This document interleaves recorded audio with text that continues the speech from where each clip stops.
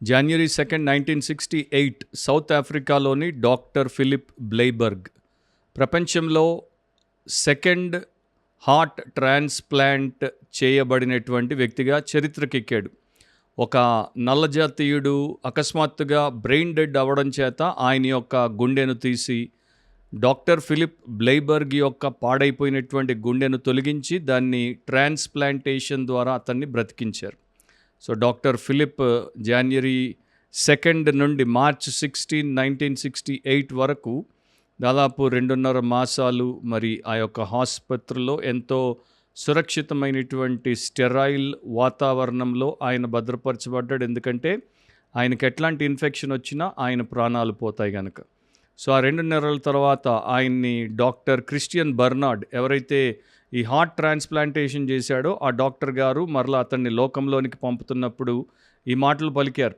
ఇప్పుడు doctor Philip బ్లైబర్గ్ మన యొక్క బ్యాక్టీరియా ఫిల్డ్ వరల్డ్లోనికి కాలు పెడుతున్నాడు. అంటే బ్యాక్టీరియాతో నిండినటువంటి సూక్ష్మ క్రిములతో నిండినటువంటి ఈ లోకంలోనికి కాలు పెడుతున్నాడు. సో అట్లాగే ఒక మనిషి ఎంత సురక్షితమైనటువంటి వాతావరణంలో ఉన్నా, ఎంత స్టెరైల్ వాతావరణంలో ఉన్నా, అంటే రోగమే సోకకుండా తను తాను కాపాడుకున్న ఈ లోకంలో మాత్రము అతని చుట్టూ పొంచి ఉన్నటువంటి పాపము నుండి తనంతట తాడు తప్పించబడలేడు. తనను తప్పించడం కేవలం యేసుక్రీస్తు ప్రభువు ద్వారానే అది సాధ్యం. అందుకే దేవుడు ఆయన కుమారుడైనటువంటి యేసుక్రీస్తుని లోకరక్షకునిగా ఈ లోకానికి 2000 సంవత్సరాల క్రితం పంపాడు. అదేంటో మనకి ఈరోజు క్రిస్టియన్ పాడ్కాస్ట్లో అర్థమవుతుంది. మరోసారి బిబ్లికలీ స్పీకింగ్, వాక్యానుసారంగా మాట్లాడితే అనే క్రిస్టియన్ పాడ్కాస్ట్కి మీలో ప్రతి ఒక్కరికి ప్రభు ప్రియ రక్షకుడైన యేసుక్రీస్తు అతి శ్రేష్టమైన నామమున శుభాలు అండ్ స్వాగతం. ఈరోజు మన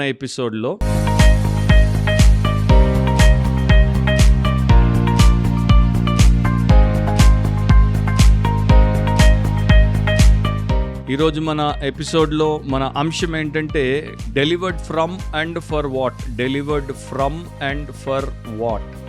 దేని నుండి అండ్ ఎందుకు విమోచింపబడ్డాము. దేని నుండి అండ్ ఎందుకు విమోచింపబడ్డాము.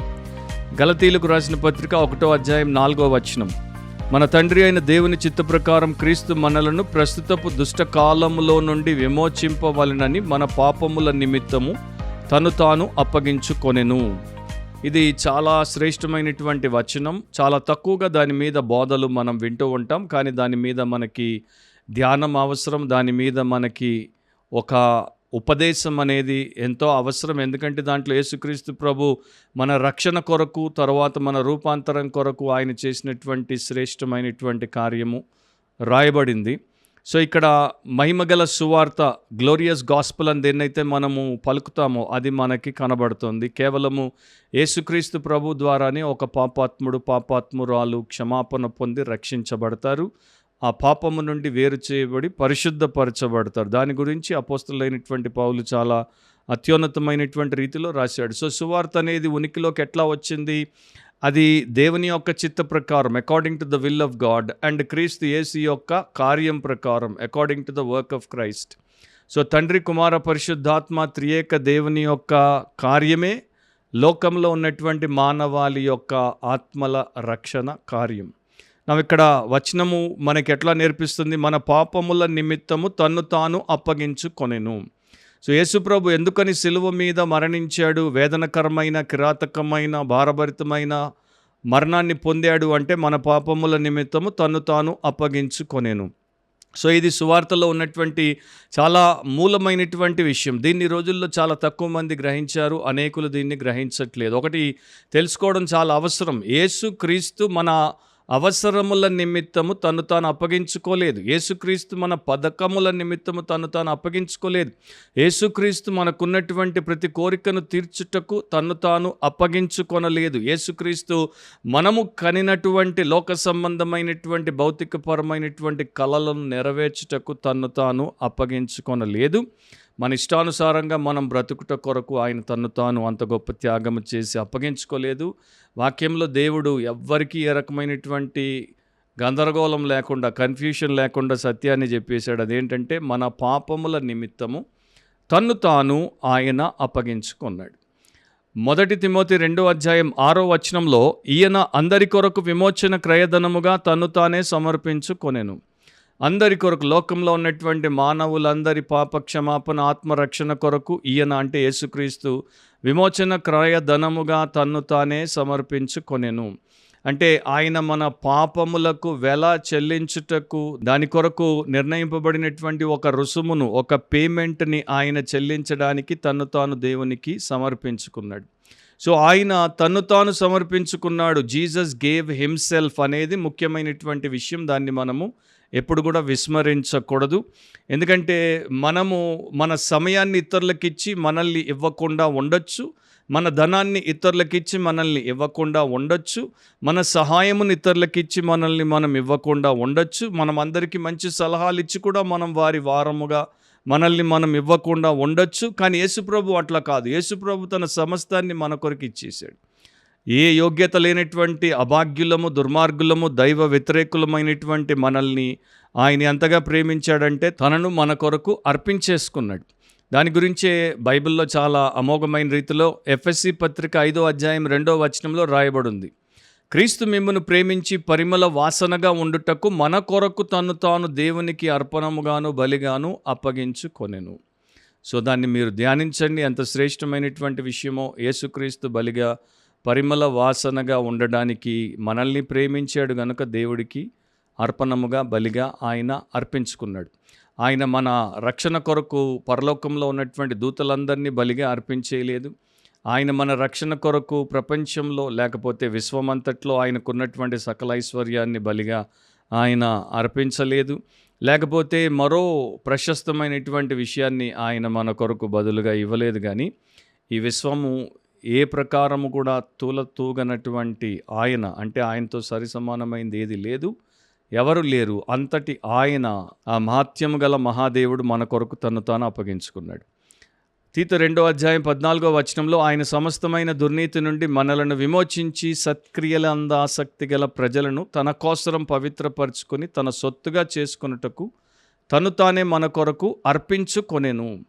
సో ఆయన ఏ ప్రకారము, ఏ ఉద్దేశముతో మన నిమిత్తము తన్ను తాను అర్పించుకున్నాడో అక్కడ రాయబడింది. అది గలతీ 1:4 కూడా చదవబడినటువంటి అంశముతో మనము జత చేసి చూసుకున్నప్పుడు దేవుడి ఉద్దేశం ఏంటో మనకి స్పష్టమవుతుంది. మన పాపములు అంటే మనలో ఉన్నటువంటి అవలక్షణాలు, మనలో ఉన్న స్వార్థం, గర్వం, పాపం, మదం, కామం, ఇతరత్ర ప్రతి అంశం, లోభం, అన్నీ కూడా వాటన్నిటి నుండి మనల్ని విమోచించడానికి, వాటన్నిటికీ మనల్ని వేరుగా చేయడానికి, తన సొత్తైన ప్రజలుగా చేయడానికి, సత్క్రియలందు ఆసక్తి గల ప్రజల్ని తన కోసం పవిత్రపరచుకొని సిద్ధపరచుకోవడానికి ఆయన ఈ ప్రకారము చేశాడని అక్కడ రాయబడింది.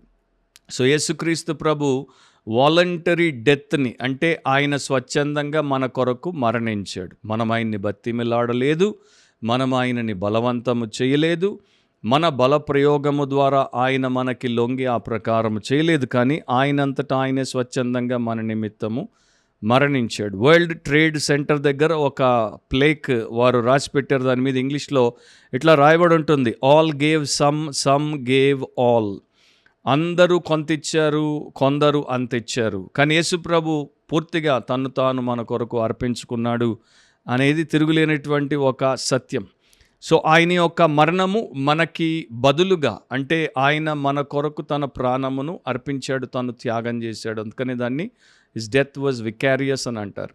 చరిత్రలో ఒక ఉదాంతాన్ని వారు చెప్తారు. ప్యారిస్ నగరం తగలబడిపోతున్నప్పుడు ఒక రాత్రిపూట, అప్పుడు అన్ని బిల్డింగ్స్ పక్కపక్కనే ఎత్తుగా కట్టబడిన ఆ కాలంలో ఈ బిల్డింగ్ తగలబడిపోతుంది, ఈ బిల్డింగ్ ఇంకా అంటుకోలేదు. సో ఈ బిల్డింగ్లో ఉన్నటువంటి ఒక కుటుంబం, తండ్రి, ఆయన ఏం చేశాడు, బిల్డింగ్స్ పక్కపక్కనే ఉంటాయి కనుక ఈ కిటికీ నుండి అవతల కిటికీకి మధ్యలో ఒక బ్రిడ్జ్గా ఆయన సాగదీయబడి పడుకున్నాడు. అటు దాన్ని పట్టుకున్నాడు, ఇటు కాళ్లతో గట్టిగా ఇటువైపు కిటికీ మరి తన్ని పట్టుకున్నాడు. పట్టుకొని గట్టి కేకేశాడు పెద్ద కుమారుడిని, నా మీద నుండి పాక్కుంటూ అవతలకి వెళ్ళిపో అంటే ఆ పెద్ద కుమారుడు పాక్కుంటూ వెళ్ళిపోయాడు. రెండో వాడిని అట్లా చెప్తే వాడు వెళ్ళిపోయాడు, మూడో వాడు వెళ్ళిపోయాడు, నాలుగో వాడు వెళ్ళిపోయాడు, ఐదో వాడు వచ్చేసాడు.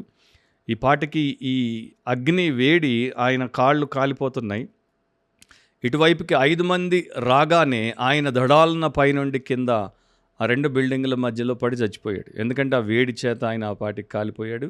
ఇక ఆయన పట్టు విడవాల్సొచ్చింది, పడి చచ్చిపోయాడు. కానీ ఆ బ్రిడ్జ్ లాగా మారి తన 5 కుమారులను అవతలికి దాటవేసి అగ్ని ప్రమాదంలో నుండి వారు బయటపడేటట్టు చేసి ఆయన మరణించాడు. సో యేసుక్రీస్తు ప్రభు కూడా మనము ఈ నేల నుండి నరకానికి పోకుండా మనము నింగిలో ఉన్నటువంటి పరలోకానికి పోవడానికి మనకు మధ్యలో ఒక అద్భుతమైనటువంటి వంతెనగా మారాడు. తద్వారా మనకి రక్షణ భాగ్యమును అనుగ్రహించాడు. దీంతో పాటు మనలో చాలామంది గ్రహించింది, మనలో చాలామంది అనుభవపూర్వకంగా కలిగి ఉండదు ఏంటంటే హిస్ డెత్ వాజ్ విక్టోరియస్. ఆయన జయకరమైనటువంటి మరణాన్ని పొందాడు. మన గత పాపములను క్షమించుటకే కాదు, మనం రక్షింపబడిన తర్వాత, క్రొత్త సృష్టిగా చేయబడిన తర్వాత, నూతన స్వభావమును ఆయన మనకిచ్చినప్పుడు మనం ఇప్పుడు పాపమును పాపముగా గుర్తించడానికి, రోతను రోతగా దూరంగా పెట్టడానికి అండ్ దాన్ని అసహించుకోవడానికి, దాని మీద జయాన్ని సాధించడానికి యేసుప్రభు చేశాడు. కానీ దాన్ని మనం గుర్తించకపోతే ఆయన చేసిన సిలువ కార్యము మనకు వ్యర్థమైపోతుంది. సో గలతీ 3:13లోని అపోస్తులైనటువంటి పౌలు రాశాడు, క్రీస్తు మన కోసము శాపమై మనలను ధర్మశాస్త్రము యొక్క శాపము నుండి విమోచించెను. సో ఆ గొప్ప భాగ్యమును యేసుక్రీస్తు ద్వారా దేవుడు మనకు అనుగ్రహించాడు. రెండవది రోమా 12:2 మీరు ఈ లోక మర్యాదను అనుసరింపక అని రాయబడి ఉంటుంది. సో ఈ లోకానికి ఒక మర్యాద ఉంది, ఈ లోకానికి ఒక పోకడు ఉంది, ఈ లోకానికి ఒక సాంప్రదాయం ఉంది. దాని యొక్క గుప్పెట్లోకి మనం వెళ్ళిపోతే మనం ఎప్పటికి కూడా దైవ సంబంధులముగా ఉండం. మనం ఎప్పుడు దేవుడి చిత్తానికి ప్రాధాన్యతనివ్వం. మనం ఎప్పుడు కూడా యేసుక్రీస్తులాగా రూపాంతరము చెందం. సో యేసుప్రభు ఏం చేశాడంటే ఈ లోక మర్యాద యొక్క పట్టులో నుండి మనల్ని పూర్తిగా వేరు చేశాడు. కనుక మనము దేవుడి యొక్క ఉత్తమము, అనుకూలము, సంపూర్ణమునైన చిత్తమేంటో తెలుసుకోవడానికి, దానికి అనుగుణంగా నడుచుకోవడానికి, మనము రూపాంతరము చెందడానికి ఆయన కార్యము ఉపయోగపడుతుంది. అపోస్తలుల కార్యములు 2:40 పేతురు అందుకే చెప్పాడు, మీరు మూర్ఖులగు ఈ తరము వారికి వేరై రక్షణ పొందుడని వారిని హెచ్చరించెను.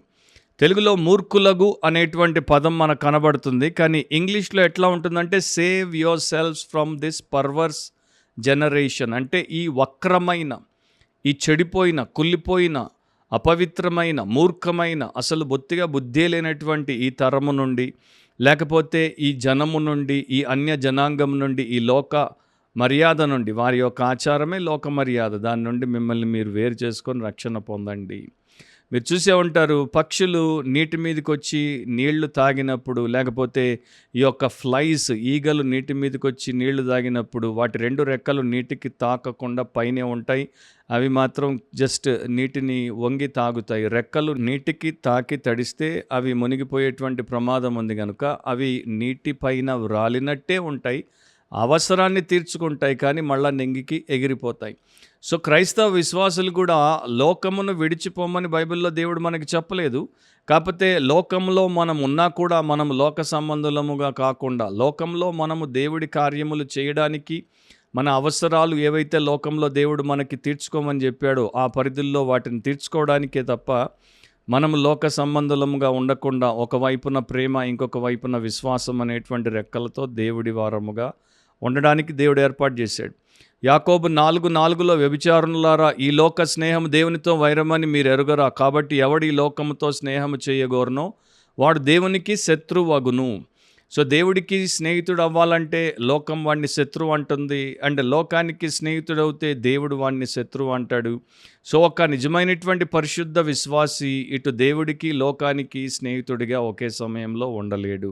సో ఇది ప్రతి మనిషి చేసుకోవాల్సినటువంటి తీర్మానం. నేను లోకాన్నైనా ప్రేమించగలను, లేకపోతే దేవుడినైనా ప్రేమించగలను, లోకాన్నైనా వెంబడించగలను, దేవుడినైనా వెంబడించగలను. అండ్ ఇప్పటిదాకా అయితే మనకు అసలు అవకాశమే లేదు. మనమందరం లోక సంబంధులం, మనమందరం లోకము దాని ఆశలతో పాటు గతించిపోయేటువంటి అభాగ్యులం. కానీ యేసు ప్రభు దాంట్లో నుండి మనల్ని వేరు చేశాడు కనుక ఇప్పుడు మనం దేవుడి స్నేహితులం అవ్వడానికి, దేవుడి చిత్తమును చేయడానికి గొప్ప భాగ్యమునిచ్చాడు. 1 యోహాను 2:17 కూడా లోకమును దాని ఆశయు గతించిపోవచ్చున్నవి, కానీ దేవుని చిత్తమును జరిగించువాడు నిరంతరమును నిలుచును అని రాయబడింది. సో చాలా స్పష్టంగా రాయబడింది, లోకము దాని ఆశ గతించిపోవచ్చున్నాయి. ఈ లోక సంబంధమైనటువంటి ఆశలే ప్రతిరోజు మనల్ని పరిగెత్తింపజేస్తాయి, ప్రతి పూట మనకి ఇంధనంగా పనిచేస్తాయి, ప్రతి రాత్రి మనకు కలలుగా వస్తాయి అండ్ మనల్ని నిద్రపోనివ్వవు. ఆ లోకము దాని ఆశలు గతించిపోవచ్చున్నవి, దేవుని చిత్తమును జరిగించువాడు నిరంతరమును నిలుచును. అండ్ మన కాలంలో ఇప్పుడు మనము ఊపిరి తీసుకుంటున్నటువంటి సమయంలో చాలామందికి దేవుడి చిత్తం అంటే బొత్తిగా ఆసక్తి లేదు. దేవుడి చిత్తం పైన వారికి ఏ రకమైనటువంటి భక్తిభావం లేదు. దేవుడి చిత్తానుసారంగా బ్రతకాలి అనేటువంటి ఆలోచన లేదు.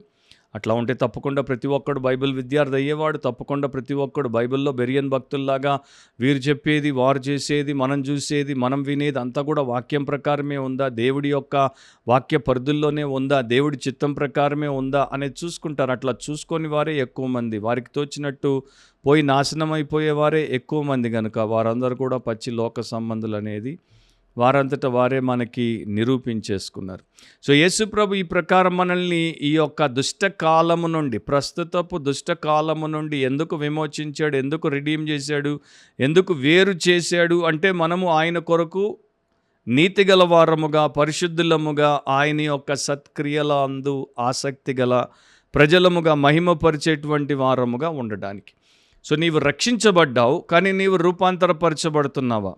సో ప్రతి దాంట్లో నీ ఇష్టం ముఖ్యమా, లేకపోతే దేవుడి చిత్తం ముఖ్యమా? ప్రతి దాంట్లో నీకు సంతోషం కలగాల, లేకపోతే దేవుడికి సంతోషం కలగాల? ప్రతి దాంట్లో నీ లాభమా, లేకపోతే దేవుడి రాజ్య వ్యాప్త? ఈ ప్రకారం మనం చూసుకుంటే దేవుడి యొక్క చిత్తమును ఎవరైతే చేస్తారో వారు ధన్యులు.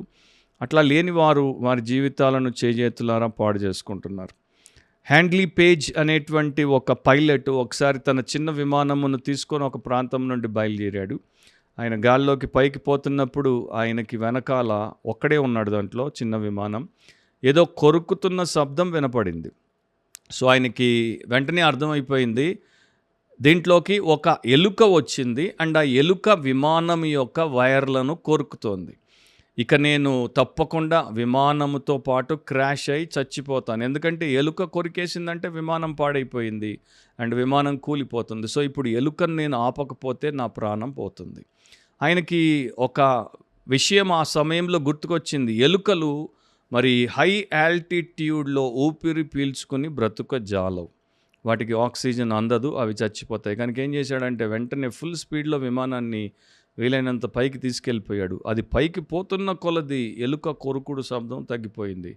ఆయన ఎంత పైకి వెళ్ళిపోవాలో పోయేసరికి కొరుకుడు బొత్తిగా ఆగిపోయింది. అప్పుడు అర్థమైపోయింది ఎలుక ఊపిరాడక చచ్చిపోయిందని.